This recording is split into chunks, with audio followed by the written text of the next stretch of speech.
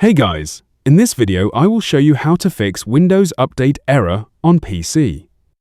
Alright, let's begin.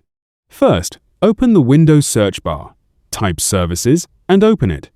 Find Background Intelligent Transfer Service. Double-click it, set Startup Type to Automatic, click Start, then click OK. Next, scroll down and find Cryptographic Services. Double-click it, set Startup Type to Automatic, click Start, and then click OK.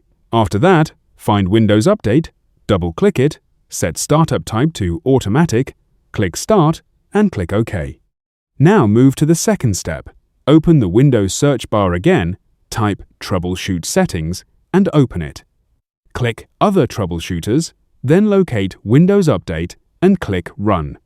Wait for the troubleshooter to scan your system. If any Windows Update issues are detected, Windows will automatically apply the recommended fixes. So that's basically how you can fix Windows Update error on PC. And that's it for this video. Thanks.